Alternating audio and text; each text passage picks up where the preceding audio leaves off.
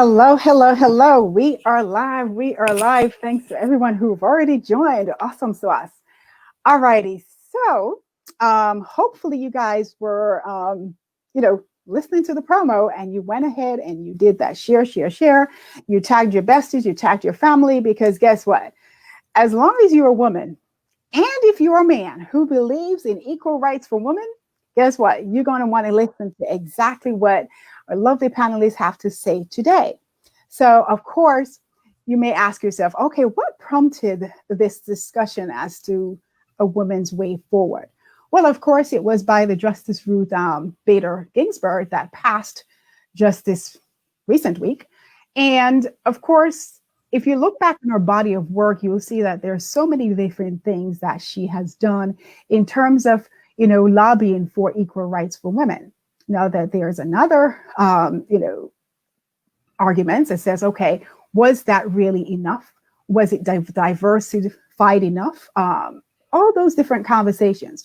But one thing I want to bring home to you is that this conversation that we're about to have is strictly focused on how do we take the mantle forward, not what could have been done into the past, what wasn't done in the past, because there's not going to be any leader on this land, okay, globally in this hemisphere that will be able to do everything and will not have missteps, and things will be perfectly the way we want it to be. So the focus of this live is that how are we in the land of the living can now take things forward. All right. So let's get right to it. Now, who am I? So I'm Judy Ann Chung. I am your brilliance activator. I help women like you to basically reach to your level of sex, your dreams, not so that you can sit back and say, oh my gosh, if I was to be asked, what have I accomplished in my life? And then I look back and I'll be totally sad. Why not? Why should you be sad? The reason why you shouldn't be sad is because you have people like myself who can help you to activate your destiny. So I help you to be successful at your dreams. All righty. So now with me today is that I have Amy Kors, who is an attorney. And what I'm going to do, I'm going to punt it over to Amy to just say a little bit about herself. Amy?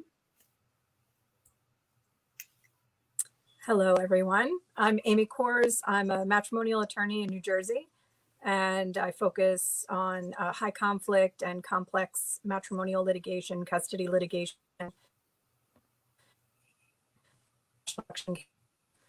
and an unusual flair. Can you guys hear me okay? You're cutting out a little bit. Hi, Allison. You're cutting in and out a little bit. So hopefully you will not freeze. But you know what? In the meantime, until you can get situated, what I'm going to do is just punt over to Michelle first, and then perhaps your sound will work out in the meantime. Hi, ladies. Thank you so much. I am Michelle Edelen, the Excellence Engineer and CEO of Excellence in All Consulting. I wear many hats. I do many things. I too am a woman who is multi-talented, multifaceted. But you know what? We all find a way to make it work. So I work with women in terms of my coaching. I work with women who are purpose-driven women who are ready to actually own and activate their excellence. And their excellence is what's inside of them. It's all of your God-given abilities, skills, gifts, talents, knowledge. It's all of those things that are inside of you. And we have to learn to own those things, not play small, not shrink back, not pull back from it, not dim our light, but to actually own it and walk in it, walk in the authority of what's been placed inside of us, and then activate it. And that means we do the work. We put it to work and put it to use, and not just for us, but for all of those people who are attached to us, for all of those people who are connected to us and need to hear our story, need to have someone to help them to grow and exercise that muscle that's inside of them that's known as excellence, so that they can become the strong woman that they want to be, that they need to be, that they deserve to be. And so I'm so excited to be here with you, Judy Ann.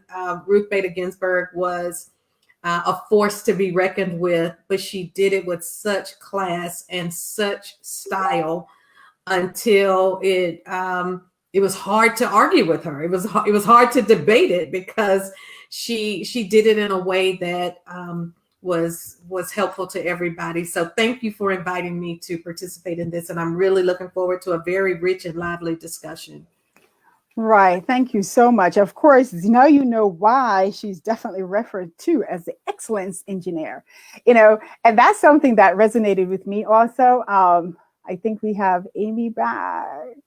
Resonated with me also because part of my mantra is, and I send off a lot of work emails with that, is that, you do everything with the spirit of excellence. So Yes. when managing staff, they know that's the departmental mission, right? It doesn't matter what it is. If you're upset, you do everything with the spirit of excellence. All right. So let me just see if I can grab Amy back. All right. There she goes. All right.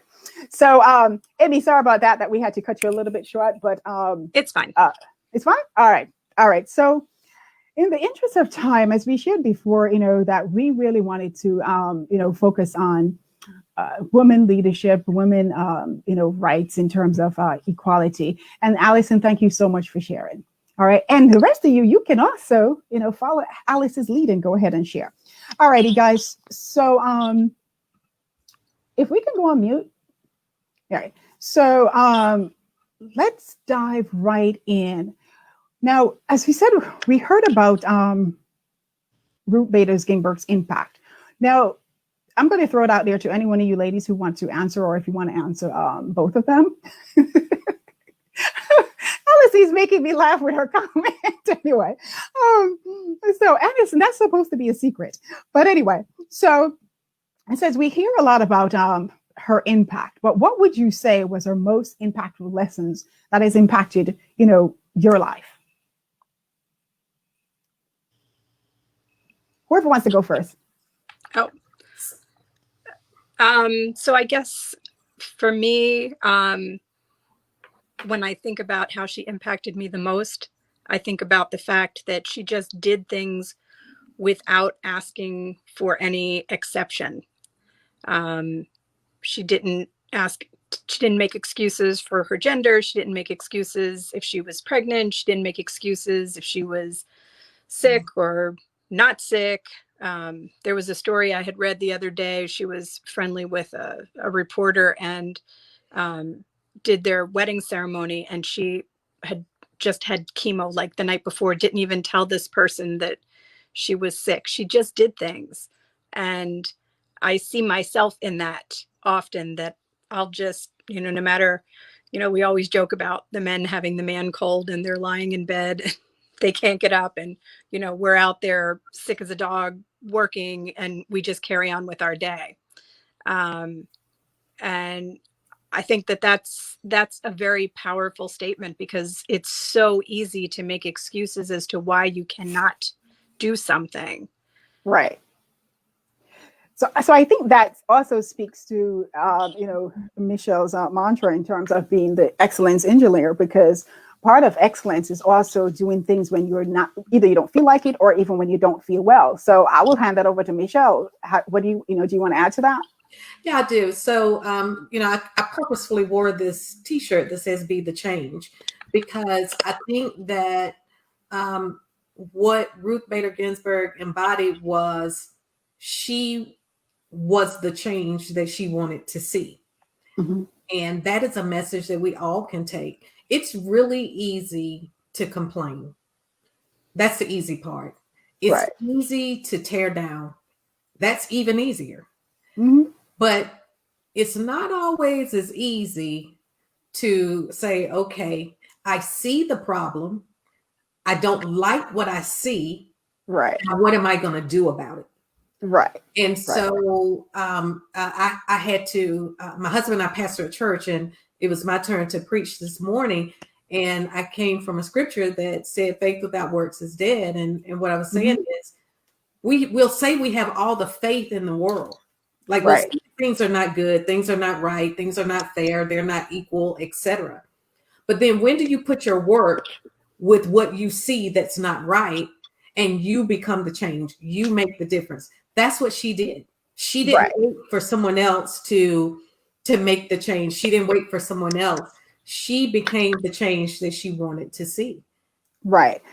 And I think that is such a great point, right? And that's one of the reasons why, I started off the conversation by saying, how do we take this forward, right? How do we now take, okay, there's some groundwork, has been laid. Now, how do we take it forward? So just to also just give some foundation behind us, some of her, the different landmark cases or et cetera that she advocated for a listening audience, basically about equal pay. Right. You remember that case that she had where she lobbied for equal pay, even though that was one of the ones, I think, her famous quote where she says, "I ask not for favor of my sex. All I ask of our brethren is that they take their feet off our necks." Right. So I think that was one of the, even though I believe that was one of the cases that perhaps lost, and Amy, of course, you can correct me on this was if my memory is faulty. I think the case that she lost, but again, when President Obama came into power, I think is one of the things he signed in right away. I think that's if my memory serves me correctly.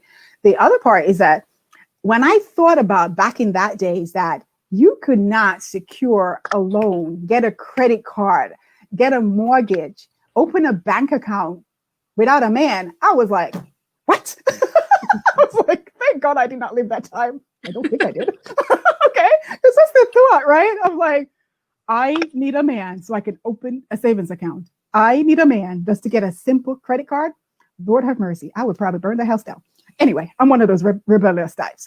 Okay. So that was one of the things. And the other thing was when he says, we want the right to be able to be on juries. Now, can you imagine having a case being brought against you and there was not one person who represented you, in terms of your sex? Now, we know that there are things that, quite frankly, are unique to genders, right? A man could never have a cycle, so he will never understand what it is like to feel menstrual pains. He can't speak to that. So we do know there are instances that you do need to have a woman on that jury, right? Then, of course, we talk about being able to go to funded schools, right? So I'm getting a little bit of feedback, ladies. If you could go on mute, that'd be great. About, funded schools. So imagine your tax dollars are only funded men. So these are just some of the different things. And not that we have anything against men, right? We all welcome men, we need them. But it's just the fact that the things that we were excluded for. Now, I know you ladies know this, but I was just saying some of the things to just when I say lay the foundation, just some of the things that I'm talking about, right? So Simone says, one of the biggest mistakes is expecting someone else to fix our problems. Sometimes to help ourselves, we have to help our neighbor. Absolutely. Without a doubt, Simone. Thank you so much for that. All righty. So now let me just go back to my panelists here and says, okay, we spoke about some of the things that in terms of it impacting you personally, right? But then those same things that have impacted you, how has it figured out in your community? Have you taken it forward in terms of those different things? How does it play out in your daily life or your community's life? So I'm a firm believer that we need to walk the path that we walk, right? And know how you can further things. So everybody's not going to take to the street and protest, right? Exactly. But you got a whole lot of, and so I'm not going to take to the street and protest. It's just not what I do. Right. But you give me a phone number to call. You need to call 99 times in a day. Oh, I'm on speed dial. Absolutely. Right. Absolutely. So I think what I would encourage everyone to do is to figure out where you fit in, but do something. Everybody can do something. If you are fortunate enough that on election day, you can take that day off work, or it is a day that you are given off work. So if you go to the poll, if you don't early vote or whatever, and you go to the poll in the morning, can you take the rest of the day and drive people to the polls?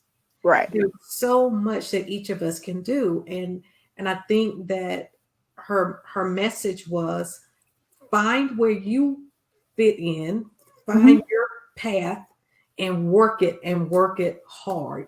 Right. Whatever Right. it is. And don't look at what someone else does and feel like you're not doing as much or you're not doing anything. Do the part you can do and do it with excellence. Right. And Right. when we Love it. all do that, then Yes. we're gonna see change. Right. Amy? Yeah, I mean, that really just eloquently says it. I think that we have to understand and be guided by what we're really capable of doing. And that may be something huge by being a Supreme Court justice. Mm-hmm.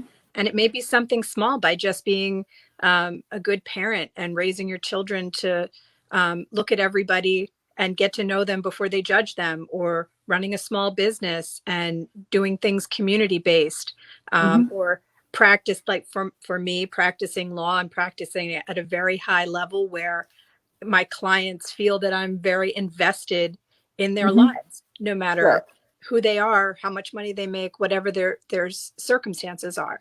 So I think we all have to just figure out and understand that our scope may not be broad, but it's the little ripple effects, right? The Jewish expression is, he who saves the life saves the world.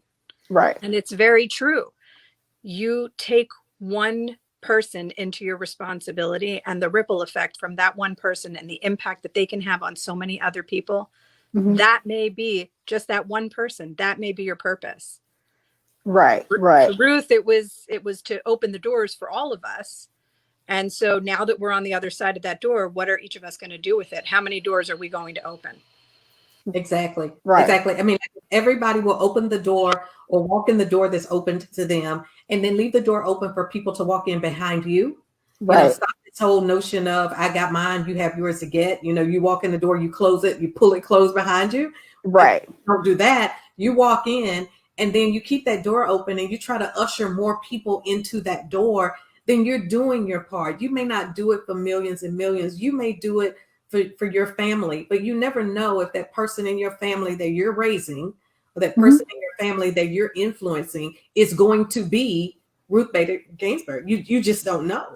You never know. And so you should handle every one of them as if they are. Right, right. And Michelle and Amy, I'm just loving what you ladies are saying, because, even though sometimes we say, oh, we can just be that good parent, but let me tell you about the jobs that we think are small.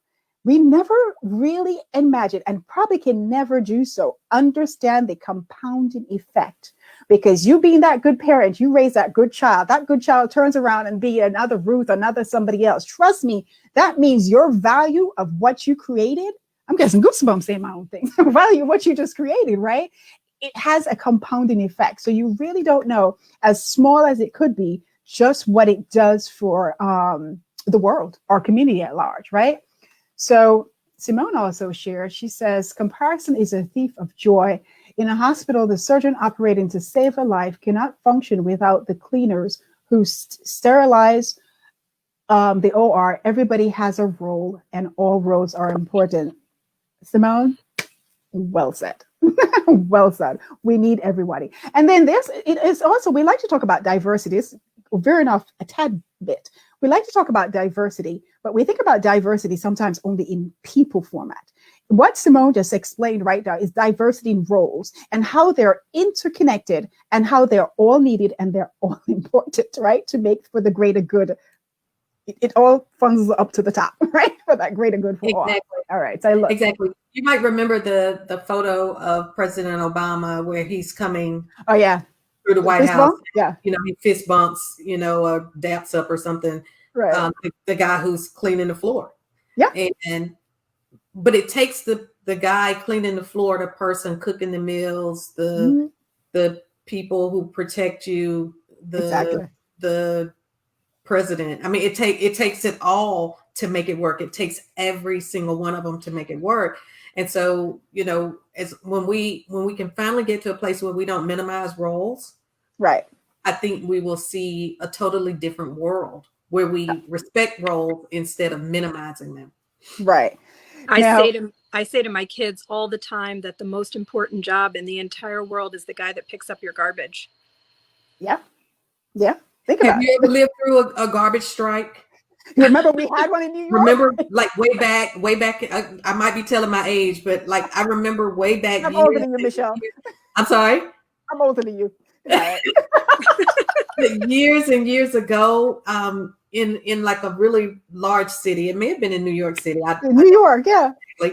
But I remember seeing on TV a garbage strike, and just even as a child, a young girl, thinking, how does that happen? Like, what do you mean you don't get the garbage? But they were striking because of the way they were being handled and the way they were being treated. Right. And it didn't take long of the strike to get the wheels of change moving. Right. You know, it does take every one of those roles to make it all happen. Right. Okay. And it's so great how, you know, even though we're in this centered on leadership and women's way forward, have you just seen just how all different facets impact us before we can go forward, right? Alrighty. So moving forward now, let's talk about her leadership style, because I'm always a big proponent on we can't accomplish anything in isolation. We need people. We need people that look like us. We need people that do not look like us. We need people. We need different genders, everything, right? So one of my observation in researching her a little bit more about how she accomplished some of those great things, right? And basically, one of the quotes that I saw that I loved was, fight for the things that you care about, but do them in a way that leads others to join you. So, Amy, I'm going to go over to you first, because knowing that I'm sure you have to do some level of litigation at some point, or bargaining or dealing or whatever a matrimonial attorney would do. And also I want to call you guys' attention to Amy and something that she did that I saw in her bio that I thought was awesome. Like, I was impressed by it, right? So she has a landmark case in which basically it was centered on, and Amy, correct me here, but you had a landmark case which centers on, I think, civil aspects of international child abduction. Tell the folks about it. Let's tell them how great you are for a minute. Let them know what they're dealing with here. Okay. So the big secret about me is that I am a huge sucker for kids. Okay. I love them to death. I love my kids. They're my existence, but I love all kids. So when I first started in practice, I came from a background where I had studied modern European history, and my original bosses said, you can do these international child abduction cases. And I signed up with then the National Center for Missing and Exploited Children, and then the State Department took over the program. And I represented people who were in other countries and their children were brought here to the United States, abducted here to the United States by another family member, usually the other parent. And in 2008, 2009, I got involved in a case that was at the appellate division. And as soon as I saw the case, I knew it was going to be groundbreaking. I took the case pro bono. The child had been here in the United States. By the time I ended up flying her back to Turkey, back to her mom. But by the time we got her back, she had been here 5 years. And it's the only published decision that I'm aware of in the United States that stands for the proposition that a child can be well settled, so be here for more than a year, and still be returned to the parent, which is important. Right. So that's my sort of pet project on the side. I like to help reunite parents with their children who have been kidnapped. Right. So the reason I wanted, Amy, to put that out there, right, is just to let you understand the mindset that we have here on the panel in terms of, even how they're impacting our communities, right? Michelle do it a lot more, of whether it be on the spiritual side or on our coaching side, in terms of being, letting people recognize that, they can actually operate in excellence. And then here we have Amy, who she calls it her pet project, right? Don't the rest of us would just like to have a landmark case be our pet project? But, I'm just loving it, right? But Amy, I just had to call that out. So anyway, so to come back to our original question, if I remember what it was, okay. It was a thoughts on our leadership style, right? So I read that quote before where she had basically says, fight for the things that you care about, but do it in a way that lead others to join you. So in your role, right, I'm sure you've had butt heads. I'm sure you have to do what you have to do. But how do you get people to join you? I don't. Okay, come on now. They have to join you some way. So expand. My style of litigation and my style of leadership are two completely different things. Okay. I like to make people do things because I leave them with no choice. All right. So it's not perhaps the most positive way of going about doing things. But as far as leadership generally, my view of things is simply to put myself out there, be who I am, and encourage others to do the same and not make any excuses for myself. You know, I like to say I'm the walking embodiment of don't judge a book by its cover. People see me coming, they see this weirdo with pink hair and dark lipstick and crazy clothes and crazy handbags and whatever, and they they don't know what to make of me, and I walk into a courtroom and I run circles around everybody. And I do it, and I don't ask for, you know, for anything other than when I know I'm right, I'm going to win. Whether you like it or not. And sometimes it's frustrating to everybody else in the courtroom, the judge included, that they know they have to give me something even if they don't want to, because I'm right. Right. And Amy, that's actually one of the things that I love about you, as you said. You know, for me, I'm not going to call anybody's hair crazy, because hey, if you like pink, you like pink. You wear what you want. End of story to me. You know, I like pearls. You know how many people have told me before, you know, Judy, you should probably stop wearing your pearls because, you know, people would relate to you more. Well, if they're not relating to me because I'm wearing pearls, that you're not my people. End of story. Right. So I don't really let that bother me. So in terms of the you know, you said the crazy pink hair, that never crossed my mind, but I could understand, especially in a courthouse. You know, you're expected to dress a certain way, look a certain way, and all that stuff, right? And that's what you just mentioned. You know, you said, you know, with your funky clothes. Now, I've never seen you dressed to court, but I'm taking your words for it, right? Your description. But think about how many. There was just an article I saw the other day about a British barrister who was 3 times in a single day mistaken for a defendant, a Black woman. Yes, I saw that. Yeah, I saw that.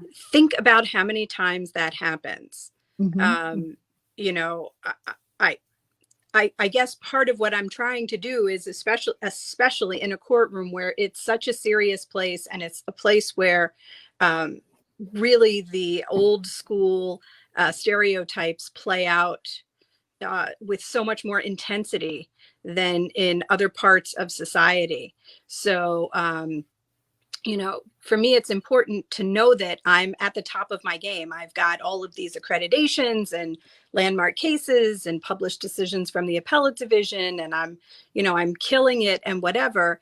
And I go in and I don't look the role that you want me to look. I don't fit into that box. And because, quite frankly, I'm white and I can get away with it a little bit more, I'm hoping that that will carry over to other people as well. It's like, it's all I can do, right? I don't know how else to help out, if you will. And it's not even just black and white. I mean, it's just all different types of people. We had a local attorney who years ago would dress in traditional African clothing. You know, I loved it. I mean, like, I would see her. She was the only one in the courthouse that did it. And you could tell the looks on other people's faces. And I would always just walk over to her and start talking to her, because I just thought that she was so fabulous. And like, how amazing is it that you're doing that? So, and people do, they come over to me, they talk to me, they feel like they can engage with me a little bit more because, you know, I'm not in a box. Right.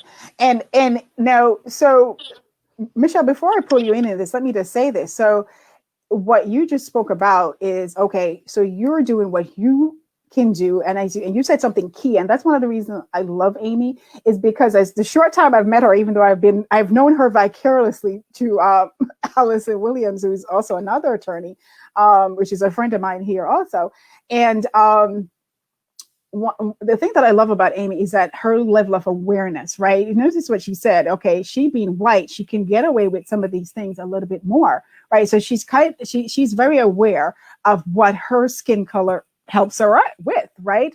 And that's one of the things that I want us all to think about, right? Because remember, there's a concern that, okay, well, did Ruth take it forward enough? Now, just like what Amy said, being aware that our color helps us along, and for the others who don't necessarily look like us, how can we broaden this level of leadership that will take us women and forward even more, right? Because one of the things that I loved what she said was, she says, I asked for nothing based off sex, right? Now, she was able to get those things removed from an application and things like that. But one of the things that I would also want to happen is, like, I don't get, well, I'll tell you about that in a second, but I remember going through, true story, another firm I was working at as a manager, and was interviewing people coming in from the UK on an internship program. The manager, who was my manager at the time, there was a lady, she had an African name. The woman's CV read like a dream. My perfect hire. How could I go wrong unless she messed it up? The blonde hair, blue-eyed person resume was okay. It was good too. It was good, right? The other one did edge out a bit. But for me, I'm listening to both of them, right? Because both were good resumes. I made the phone call to the African woman, and the call went to voicemail. I made the phone call to the European-looking woman. The call went to voicemail. My manager at the time said, oh, well, the African lady, she lost her chance. We call back the European lady. In that moment, I had to take a deep breath, because to me, the identical situation happened, right? So why is it that one was getting the opportunity to get the call back, but the other one did not? The only difference that I could see was based on race. So in that moment, I had a choice to make. I would shrink back, blend in, not rock the boat, or I would say something. And I chose to say something. So I said, can you let me know why the other lady wouldn't get a call back? Oh, well, nothing. Now, this is what we now call unconscious bias. So I said, you know what? Seeing that they are going to be reporting to me, I think I want to call both ladies back. So, and I looked at her. So that unspoken language at the time, I'm sure she got the message, because I called both back, right? So the point the reason why I brought that story up was to let you know that us as leaders, we have the opportunity in terms of taking it forward. How do we now remove what, Ruth did, right? In terms of removing sex from it, but how do we now take it forward, to also be inclusive of race? Because as you shared before, I think she was even lobbying for, the LGBT and just being inclusive in general, right? So let's also take it forward in how do we include women of all races in addition to that. Michelle, you have anything you want to add? I think that this whole discussion has just actually been very exciting to me. Maybe I'm a nerd. It didn't take much to excite me, but it is important that people like you, Amy, who do walk in some level of privilege, that you are an ally, right? And that matters. But I also think that for people like me, we have to accept you being an ally and accept you being an ally as far as you can. Some people can be allies and through leadership push it as far as it can be pushed. Other people will push it as far as they can. Right. And so I think, again, it takes all of us. In terms of leadership, I just believe that one of the things that I learned or I gained from watching her is to be collaborative, mm-hmm. and to be more of a servant leader. And so, Amy, I understand when it comes to litigation, you kind of have to be a pit bull in a miniskirt. You kind of have to, go in there and like, grab them in the throat. And you do. That is your job. and someone is paying you to do that. So sweetie, I need you to do it. I need you to do it well, right?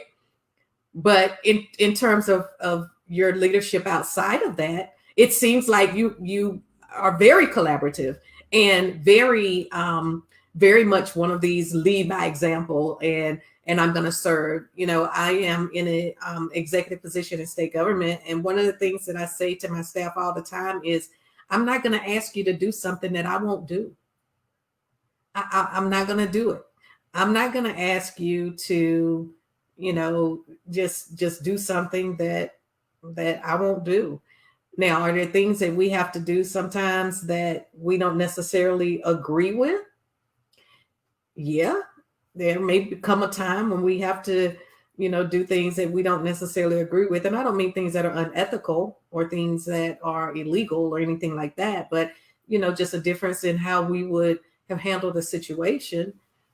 But I try really hard not to ever put my leadership in a box. I think that we have so much that we can take from Ruth and move forward and take it forward, because there's so many young people behind us who are watching everything we do, listening to what we say, and comparing the two. And It's the comparison of the two that sometimes trip us up, because what we say and what we do, sometimes they do this, they miss each other. Right. That's when you find yourself being, questioned or challenged as a leader. And, we should strive to not put ourselves in that situation, because you're not leading at that point, Right. But Michelle, I'm going to follow up on what you had to say. I think that what we see is really, to me, her legacy on leadership is that no matter what you do, it's never going to be enough. Yeah. Here's somebody who got to the highest level in her profession. Yeah. And it still wasn't enough, because there's still so much more work to do. Right. So all we can do is the best that we can. Right. And, hope that others see what we're doing and try and stand on our shoulders. Right. And keep bringing everybody and keep bringing people through those doors. But it's never going to be enough. Right. And that's why I believe in, what I will say is generational legacy, right? It's not just because, as you said, there's so much to be done, right? And it's never going to be enough. There's no one leader. I mean, we can go all the way back and include, Martin Luther King and, all those different people, those great people, at different levels of leadership. It's not enough. And for one person, and also you always need to have some kind of collaborative, atmosphere. Even let's go back to Martin Luther King. He had to have an ally in the White House, right? That's how he was able to get some of those things, put forward, right? It's just part of life. So, okay. So thank you so much, ladies, for that. All right. So now, one of the things that, since we're talking about leadership, that I also want to draw your attention to is that at the top of this live, and you will see a free resource there. And let me see if I can just also drop it in the, it's basically a leadership resource on leadership, right? So it allows you to, bring out the badass in you. All right. Because let's face it, we are badass leadership women. So go for it. So that's the link right there. And it's also on the top of this live. So guys, do feel free to grab a hold of that. If you want to share it with your peers, your colleagues, or for yourself, you can grab it there. So now let's now take back to, we spoke about her body of work. And so I am going to ask a question. I'm sure could get a little bit emotional, but the question is, with the great body of work that she did, and we just said that it's not enough, do we really believe, I'm going to take it corporately now, do we really think that the glass ceiling has been shattered for women, and why?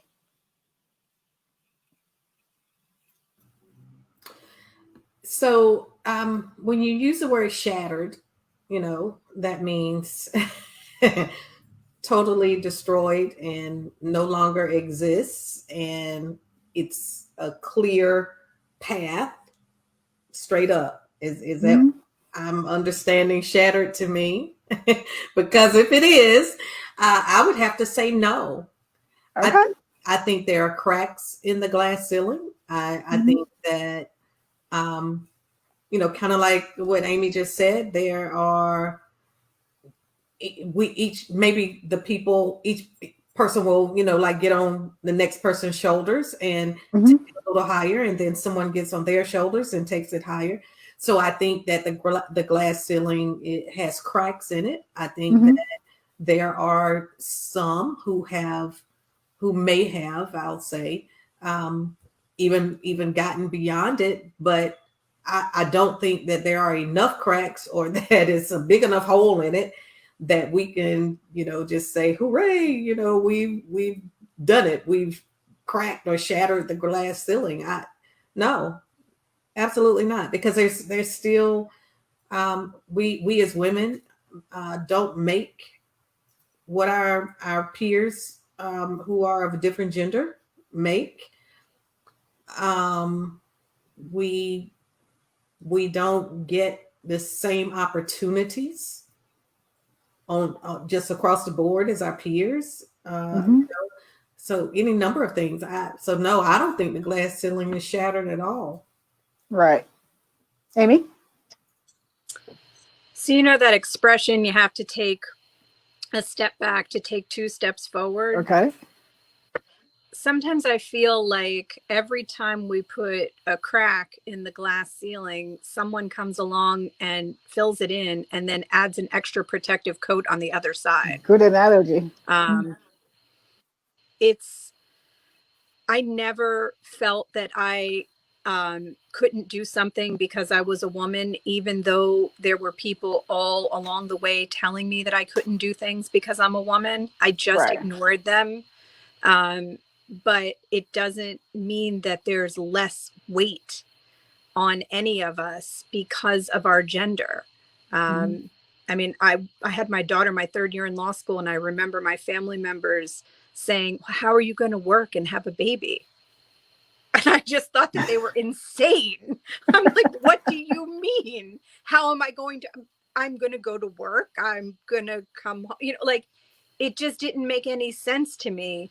After I had spent all those years getting my education. So I think that we just need to continue to carry on. And I think we need to stop being, and I'm guilty of it too, but I think we need to stop being so frustrated, because it's not getting us anywhere to just be angry about it. And I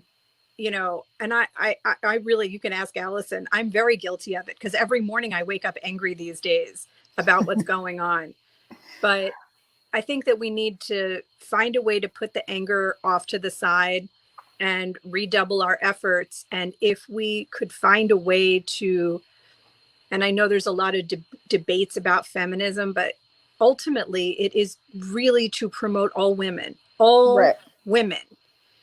If we could really find a way to come together and focus on that goal, even just for a short time, imagine how powerful we would be. Yep. Yeah. I mean, I think, if we could take the frustration that, I think many, I don't want to say everybody, but many people are feeling that frustration, and channel it instead of just sitting in that place of frustration. You sit in that place of frustration and you just are frustrated, and it's destroying your health. But if you can channel that frustration, if we can find ways to do something that's more constructive with the frustration, I think that would help the person who's frustrated, and it would help the situation or situations that many of us are frustrated about. Because you're right, people are frustrated. People are wound up tight. I mean, they should be. They should be. I'm not minimizing that. I definitely am not minimizing that. Feel what you feel. I definitely say that. But then once you've been in that space where you're wound up tight, okay, now let's channel that and see what we do. And that goes back to what I was saying when I said, what is it that you do well? Like, where can you channel yours? And find that space and work it hard, work it with a vengeance, you know? Right. Now, in the interest of time, there are at least minimally 3 questions that I want to get out with you ladies, because I think they're important to know. So, piggybacking on exactly what the both of you have just said, right? Now, and this is what some of that popped in my head. Now, what impact does age, ethnicity, and socioeconomic status play in our ability to continue our way forward, if any? That's a big question. Yeah. I mean, and if you want the time to think about it, then fine. I know you can type your comments in the field later on if you want in the live, because actually this is something that popped in my head, right? And it is a big question. But while you guys were discussing that, in terms of how do we come together, because sometimes what keeps it apart is, you know, ethnicity. Sometimes it's socioeconomic statuses. So that's literally why that popped in my head for a moment. But you know, we can move on for that while you guys think on that. I'm gonna say one thing, because we're women. Sure. And there's Right. one thing that we can do as women, because we're the ones who are oftentimes more responsible than our male counterparts for imposing certain morals on children. True. So one of the things that I have done with my children, and my daughter even said it back to me the other day, she's 17 and she really recognizes it and has internalized it now, Mm-hmm. is that every person that you meet, you figure out who they are before you decide if you like them or not. And every person that you meet, you can learn something and take something from them and leave them with something. Right. So it's a very, very small thing, right? No, it's a huge thing. It's, you know, it's everything, right? In some respects. And even if you're as cognizant as I am about teaching your children that, sometimes we forget about it on a day-to-day basis when we're interacting with people. When someone shows you who they are, believe them, Right. but figure out who they are first. Right. And I loved what you just said, Amy, because as you said, as women, we do have usually a bigger role played in terms of influencing, you know, the moral compass of our children, in terms of, you know, what type of people they grow up to be, right?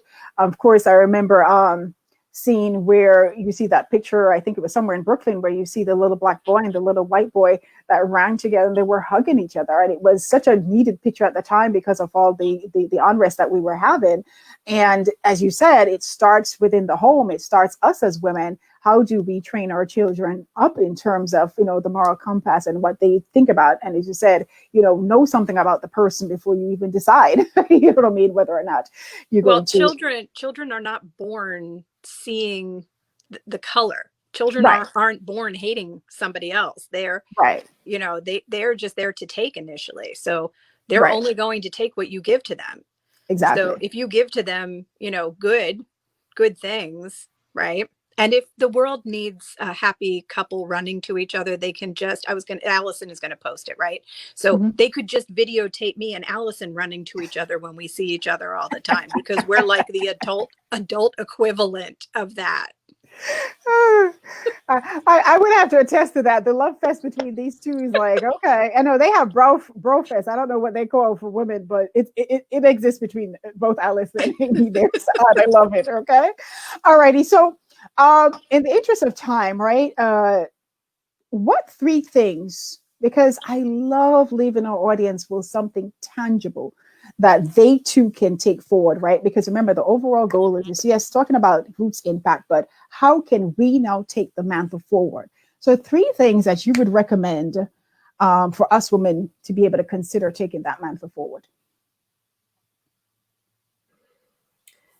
3 things. I would start with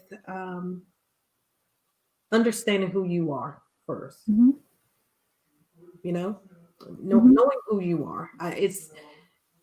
It's really important that we self-assess. Right. You may not be the next Ruth Bader Ginsburg, but you are the next Amy. You are the current Amy. You are the current Judy Ann. I'm the current Michelle. So know who you are and rock that. I mean, like rock it till the end. Right. And then understand that you have influence. Mm-hmm. And your influence may not be to the masses, or it may be to the masses. But understand that you have influence. And because you have influence, you have a responsibility to do something and to do the right thing with the influence. So know yourself and understand that you have influence. And then from where I sit, once you figure those two things out, like once you come into the knowledge of those two things, then it's time to go to work. And I know I have made mention of doing the work several times, but time is out for sitting back and thinking someone else is going to do it. Let someone else organize it. Let someone else coordinate it. Let who's going to get it started. Who's going to do it. It is time for each of us right where we are to go to work and to do what we can do. Every one of us can do something. I do not accept hearing from my sisters, oh, there's nothing I can do, and you throw your hands up in exasperation. There is something that each of us can do. You don't have to have an MBA to do something. Right. You don't have to be an attorney to do something. You don't have to have a PhD. You don't, with whatever skills you have, with whatever assets you have, with whatever excellence is inside of you, you can do something. There are things that you can do that will help not only you, but help those around you and those you come in contact with, and those who listen to your voice, those who are drawn to your voice. So that would be my three things. Know yourself, know that you have influence, and then put all that to work. Right. Okay. Amy? Thank you, Michelle. I don't know if I can be that eloquent. We never asked you to be Michelle. Be Amy. That's the lady we love. I know she's making me nervous here. I mean, I think it's really things that we've said already. Understand that your scope, your reach may not be as broad as, Michelle Obama or Ruth Bader Ginsburg or anyone else that is, out there on an international scene. But it may be just in your town or in your family, and be okay with that, and work that to the fullest potential that you can. Right. And I think that, and I like to do this, and I've noticed a lot more women doing it really even in the last couple of years, but if you see a woman and you like her glasses, just compliment her. Yeah. And take the compliment. Oh my God. And that is so massive. Like, and can you just see somebody and you like their hair and you like, ma'am, your hair is on point. So all for that. Right. So people approach me a lot about my hair, which I love because I love fun hairstyles. So it's great because it opens up the discussion. Right. But, and I know that there's a whole discussion in the Black community about white women touching their hair and commenting on their hair and stuff like that. Sometimes it's just people like me that are, maybe a little jealous that they can't rock it. So, but compliment other women, even if it's just on something small. And if you see a woman, even if you don't know her in the grocery store, wherever you're out, and you can see maybe she looks a little stressed or frazzled or something, just find something to compliment her about and lift her up. Right. Right. And the guy who picks up your garbage is the most important person in your world. Everybody is contributing to everything else that we do. And if you pull one, card out of the house of cards, it all falls down. If you take away all of those component pieces, we can't function. So we need, and I know it's very socialist or whatever, but we need to recognize that we need everybody fulfilling all of these roles, and they're equally important. And so because of that, one of our bigger goals should be to make sure that we all have some of the foundations, and that transcends gender. Right. And I noticed Natalie Ann says, your influence is like a ripple effect in a pond. The effect is far reaching. You know, that is so true in terms of, because one thing that I heard that is quite synonymous between you two ladies, basically you said, basically know who you are, right? Understand your sphere of influence. Don't worry about the Michelle Obamas and the bigger people, you know, don't worry about the big titles. Basically influence your reach. So this is some of the core things, just to summarize it in a more simplified way. I think what I wanted to also do is to add to that. And I heard a couple quotes that I will steal.